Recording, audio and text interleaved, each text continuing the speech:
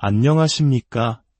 하나님의 지혜와 진리의 말씀이 우리의 삶을 어떻게 비추는지 함께 탐구하는 시간입니다. 오늘 우리는 성경에서 가장 민감하고 때로는 논란의 중심이 되기도 하는 주제를 다루게 될 것입니다. 바로 레위기 18장에 담긴 성과 거룩함에 대한 하나님의 가르침입니다. 이 말씀이 오늘을 살아가는 우리에게 어떤 의미를 가지는지 열린 마음으로 귀 기울여 주시길 바랍니다. 오늘의 말씀이 여러분의 마음에 깊은 울림을 준다면 이 영상을 공유하고 채널을 구독해 주십시오. 이는 하나님의 선한 말씀이 더 널리 퍼져나가도록 돕는 귀한 사역이 될 것입니다. 이 지혜를 구하는 모든 분들 위해 하나님의 크신 축복이 함께하기를 기도합니다.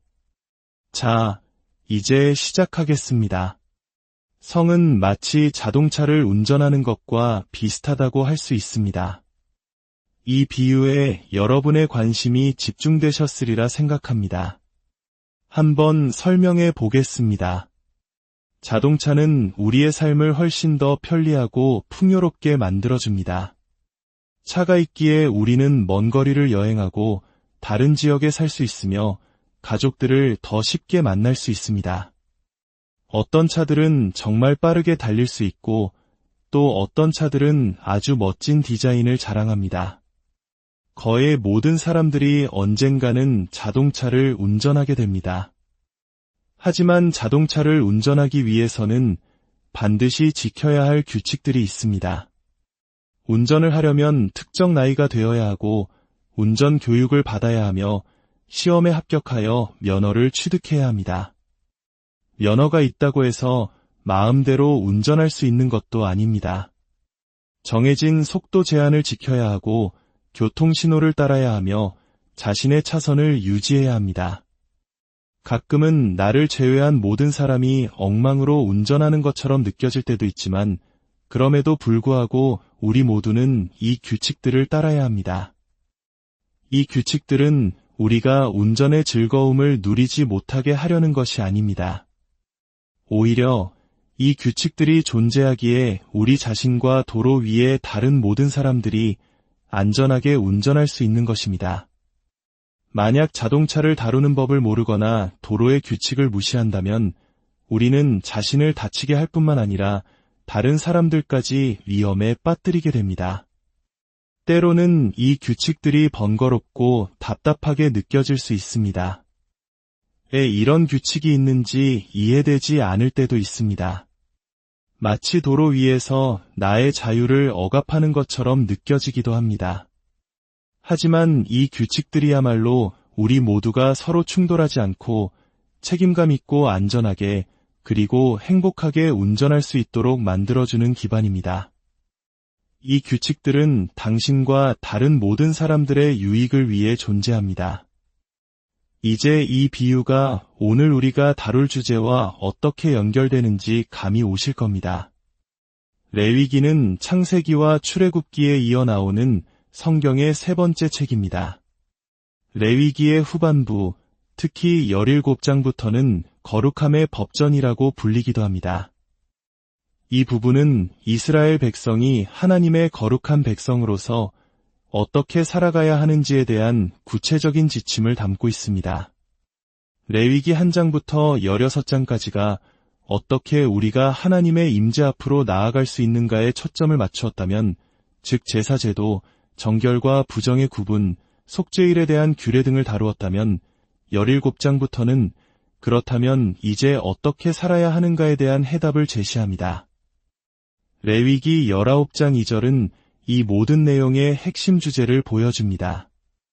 너희는 거룩하라 이는 나 여호와 너희 하나님이 거룩함이니라. 오늘 우리가 살펴볼 레위기 18장은 이 거룩함이라는 큰 주제 안에서 특별히 가족과 성적인 관계 안에서의 거룩함에 대해 집중적으로 다루고 있습니다. 이것은 하나님께서 우리에게 주신 성이라는 강력하고 아름다운 선물을 어떻게 다루어야 하는지에 대한 하나님의 설명서와도 같습니다. 레위기 18장은 매우 체계적으로 구성되어 있습니다. 우리는 본문이 구조를 따라 한 절 한 절 그 의미를 탐색하며 오늘날 우리의 삶에 어떻게 적용될 수 있는지 함께 고민해 볼 것입니다. 먼저 구체적인 규례들을 살펴보기 전에 1절부터 5절까지는 하나님께서 이 모든 규칙을 주시는 근본적인 이유에 대해 설명합니다. 여호와께서 모세에게 말씀하여 이르시되 너는 이스라엘 자손에게 말하여 이르라 나는 여호와 너희의 하나님이니라.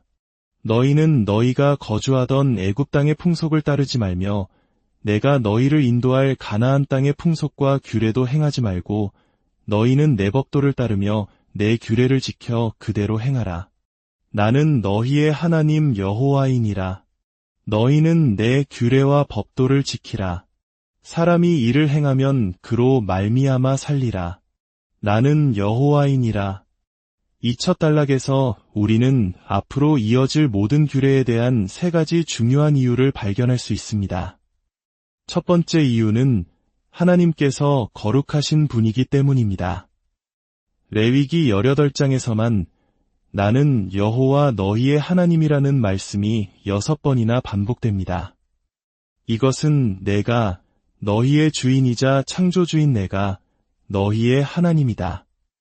너희는 나에게 속한 나의 백성이다라는 선언입니다. 하나님은 이스라엘을 선택하시고 노예 생활에서 구원하셨으며 그들을 자신의 소유로 삼으셨습니다.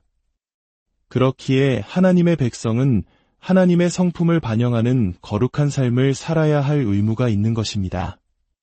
우리가 그리스도인이라는 이름으로 불릴 때 우리의 삶은 불완전하게나마 그리스도의 성품을 드러내는 거울이 됩니다.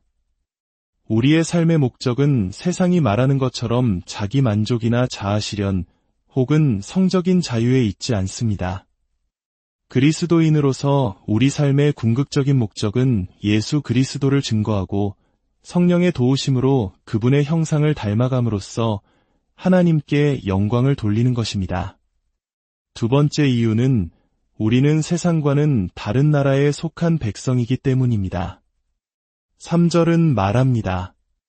너희가 거주하던 애굽 땅의 풍속을 따르지 말며 이것은 이스라엘 백성의 과거를 상기시킵니다.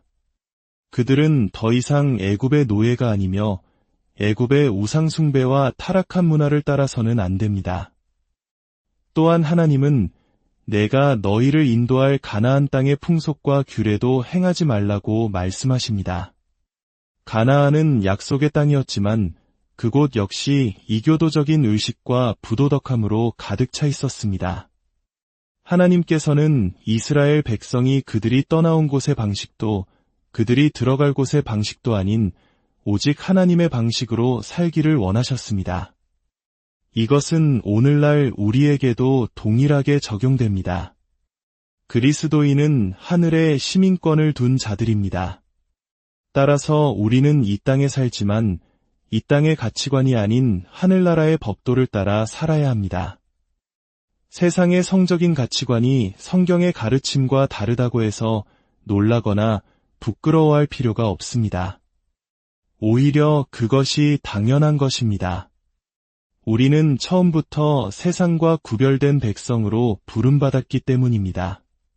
세 번째 이유는 하나님의 법도를 따르는 것이 진정한 삶으로 이끄는 길이기 때문입니다. 5절은 사람이 이를 행하면 그로 말미암아 살리라고 약속합니다. 이것은 율법을 지켜야만 구원을 얻는다는 의미가 아닙니다. 이스라엘 백성은 이미 하나님의 일방적인 은혜로 구원을 받았습니다. 이 말씀은 구원받은 백성이 하나님의 법도 안에서 살아갈 때 비로소 참된 생명과 풍성한 복을 누리게 된다는 의미입니다. 이는 마치 예수님께서 요한복음 10장 10절에서 말씀하신 더 풍성한 삶과도 같습니다. 지난 수십 년간 수많은 사회과학 연구 결과들은 안정적인 가정을 이루고 하나님의 창조 질서 안에서 살아가는 것이 개인의 행복, 관계의 건강, 그리고 사회적 안정에 얼마나 중요한지를 증명해왔습니다. 물론 현실에는 우리의 잘못 없이 겪는 아픔과 상처도 많습니다. 그러나 큰 틀에서 볼 때 하나님께서 설계하신 삶의 방식이 우리에게 가장 유익하며 생명을 주는 길임은 분명합니다. 사탄은 언제나 성적인 쾌락을 믿기로 우리를 유혹하지만 그 뒤에 숨겨진 고통의 갈고리는 보여주지 않습니다. 무분별한 성관계가 가져오는 질병과 상처, 간음이 파괴하는 가정, 이혼이 아이들에게 주는 아픔, 음란물이 영혼을 올가매는 중독성에 대해 사탄은 침묵합니다. 하나님께서 우리에게 규칙을 주시는 것은 우리의 기쁨을 빼앗기 위함이 아니라 헛된 쾌락이 가져올 더 큰 고통으로부터 우리를 보호하고 진정한 기쁨으로 인도하기 위함입니다. 자, 이제 이 세 가지 큰 이유를 마음에 새기고 레위기 18장에 기록된 구체적인 규례들을 하나씩 살펴보겠습니다. 첫째, 하나님은 근친 상간을 금하십니다. 6절부터 17절까지는 매우 상세하게 금지된 관계들을 나열합니다. 너희 각 사람은 자기의 살부치를 가까이하여 그의 하체를 범하지 말라. 여기서 하체를 범한다는 표현은 성적인 관계를 의미하는 완곡한 표현입니다. 이 규례는 부모, 형제자매, 자녀와 손주, 이모, 고모, 숙모, 며느리, 형수 등 혈연과 인척 관계에 있는 거의 모든 가까운 친족과의 성관계를 금지합니다. 이는 가족이라는 신성한 울타리를 보호하고 가정 내의 권력 구조를 이용한 성적 착취, 특히 여성과 아이들과 같은 약자를 보호하기 위한 최소한의 안전장치입니다. 가족은 서로를 신뢰하고 사랑해야 할 공동체이지 성적 욕망의 대상이 되어서는 안 됩니다. 둘째, 하나님은 자매를 동시에 아내로 맞이하는 것을 금하십니다. 18절은 너는 아내가 생존할 동안에 그의 자매를 데려다가 그의 하체를 범하여 그로 질투하게 하지 말지니라고 말합니다. 이것은 야곱이 레아와 라헬, 두 자매를 아내로 맞이하여 평생 불화와 갈등을 겪었던 역사를 상기시킵니다. 더 나아가 일부다처제 자체의 문제점을 지적하며 결혼은 한 남자와 한 여자의 연합이라는 하나님의 근본적인 설계를 강조합니다. 셋째, 하나님은 여성이 월경으로 부정한 기간에 성관계를 갖는 것을 금하십니다. 19절 말씀입니다. 이 구절은 현대의 많은 비판가들이 레위기의 법 전체를 낡고 무시해도 되는 것으로 치부하는 주된 근거로 사용됩니다. 이런 비과학적인 규례를 보라. 그러니 동성애를 금지하는 구절도 마찬가지로 낡은 문화의 산물일 뿐이다라고 주장하는 것입니다. 그러나 우리는 이 규례를 레위기 전체의 맥락에서 이해해야 합니다. 레위기에서 피의 유출은 생명의 유출을 상징하며 일시적으로 의식적인 부정함을 가져왔습니다. 이것은 도덕적인 죄와는 다른 개념으로 성전 제사에 참여하기 위한 종교적인 정결함의 문제였습니다. 그러나 예수 그리스도께서 오셔서 모든 제사 제도를 완성하셨을 때 이러한 의식적인 정결법은 더 이상 우리에게 문자적으로 적용되지 않게 되었습니다. 이제 우리에게 중요한 것은 외적인 정결함이 아니라 마음의 도덕적 거룩함입니다. 따라서 이 구절을 근거로 레위기 18장의 다른 도덕법규들까지 폐기되었다고 주장하는 것은 성경을 오해하는 것입니다. 넷째, 하나님은 간음을 금하십니다. 20절은 너는 내 이웃의 아내와 동침하여 설정함으로 그 여자와 함께 자기를 더럽히지 말지니라 고 명백히 말합니다. 이는 십계명의 7번째 계명과도 일치하며 결혼 언약의 신성함을 지키고 가정을 보호하는 핵심적인 명령입니다. 다섯째, 하나님은 자녀를 몰렉에게 제물로 바치는 것을 금하십니다. 21절은 이방신 몰렉에게 자녀를 불살라 바치는 끔찍한 행위를 금지합니다. 성적인 규례들 가운데 갑자기 우상 숭배에 대한 금지 명령이 나오는 것이 이상하게 보일 수 있습니다. 하지만 이 역시 가정이라는 주제와 깊이 연결되어 있습니다. 이 명령은 자녀가 부모의 소유물이나 욕망을 채우기 위한 도구가 아님을 강력하게 선언합니다. 부모는 자녀를 양육하고 보호하며 하나님의 사람으로 키워야 할 청지기이지 자신의 성공이나 만족을 위해 자녀를 희생시켜서는 안 됩니다. 오늘날 우리는 자녀를 불에 태워 바치지는 않지만 우리의 성공, 명예, 이기적인 야망이라는 우상에게 자녀의 영혼과 미래를 희생시키고 있지는 않은지 돌아보아야 합니다. 여섯째, 하나님은 동성애를 금하십니다. 이제 우리는 이 장에서 가장 논쟁적인 구절인 22절에 이르렀습니다. 너는 여자와 동침함같이 남자와 동침하지 말라이는 가증한 일이니라. 오늘날 많은 사람들은 이 구절이 단지 고대의 문화적 편견을 반영할 뿐이며 현대 사회에는 적용될 수 없다고 주장합니다. 심지어 TV 드라마나 영화에서는 성경의 이 구절을 인용하며 다른 낡은 율법들을 희화화함으로써 이 구절의 권위를 무너뜨리려는 시도를 하기도 합니다. 만약 이 구절을 지키려거든 돼지고기를 먹지 말라는 구절이나 다른 옷감을 섞어 짠 옷을 입지 말라는 구절도 지켜야 하지 않느냐고 비꼬는 것입니다. 그렇다면 우리는 이 구절을 어떻게 이해해야 할까요? 이 구절이 오늘날에도 여전히 하나님의 말씀으로서 유효한지 세 가지 이유를 들어 설명하겠습니다. 첫째, 이 명령은 하나님의 창조 질서에 근거하고 있기 때문입니다. 여자와 동침함같이 남자와 동침하지 말라는 표현은 남성과 여성의 결합이 하나님의 본래적인 설계임을 전제합니다. 하나님은 태초에 사람을 남자와 여자로 창조하시고 둘이 한 몸을 이루어 생육하고 번성하도록 설계하셨습니다. 남성과 여성의 신체적, 생물학적 결합은 단순히 쾌락을 넘어서 새로운 생명을 잉태하는 유기적인 연합입니다. 이것이 바로 창세기가 말하는 한 몸의 신비입니다. 동성 간의 결합은 이러한 하나님의 창조 질서와 설계를 거스르는 것입니다. 예수님께서도 마태복음 19장에서 결혼에 대해 가르치실 때 이 창세기의 창조 원리로 돌아가셨습니다. 둘째, 성경은 이 행위를 가증한 일이라고 부릅니다. 가증하다는 히브리어 단어는 단순히 문화적으로 꺼려지는 일이나 의식적으로 부정한 것을 넘어 하나님의 거룩한 성품의 정면으로 입에 대는 심각한 죄악, 특히 우상 숭배와 같은 죄를 묘사할 때 사용되는 매우 강력한 단어입니다. 레위기 18장에 나열된 다른 죄악들도 물론 심각하지만 유독 동성애에 대해서만 이 가증한 일이라는 표현이 단독으로 명시되어 그 심각성을 강조하고 있습니다.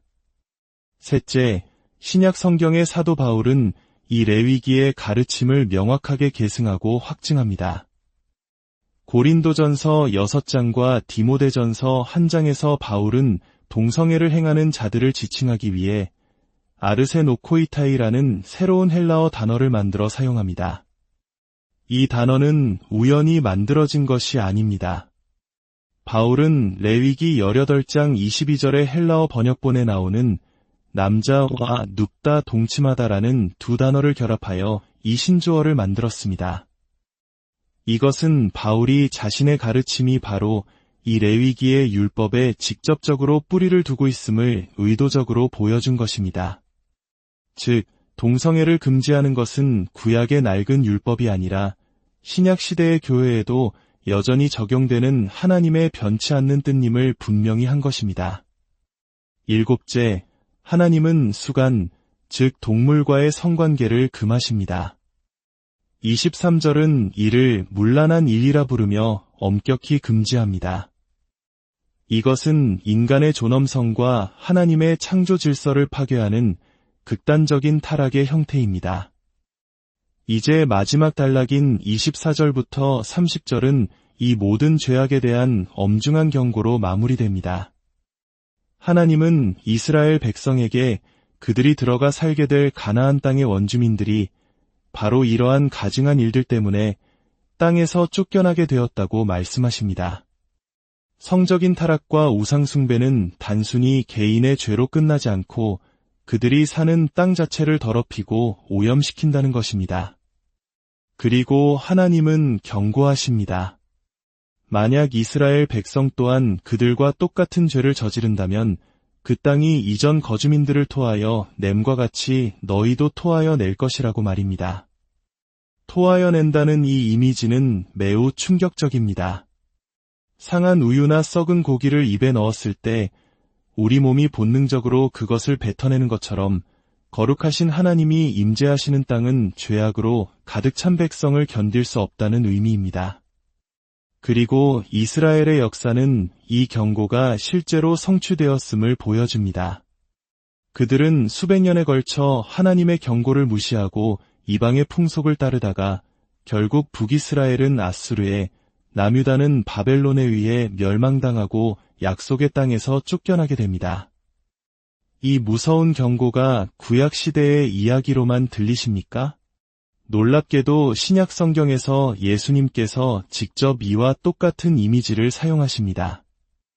요한계시록 3장 16절에서 예수님은 라오디게아 교회를 향해 내가 이같이 미지근하여 뜨겁지도 아니하고 차지도 아니하니 내 입에서 너를 토하여 버리리라고 말씀하십니다.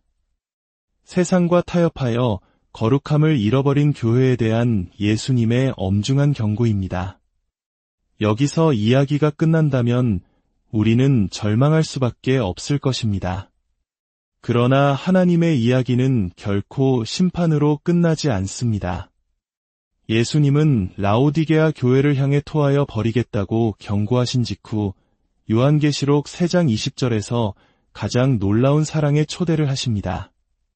볼지어다 내가 문 밖에 서서 두드리노니 누구든지 내 음성을 듣고 문을 열면 내가 그에게로 들어가 그와 더불어 먹고 그는 나와 더불어 먹으리라. 우리의 죄악이 하나님으로 하여금 우리를 토해내고 싶게 만들지라도 바로 그 순간에도 예수님은 우리 마음의 문 밖에서 기다리며 문을 두드리고 계십니다.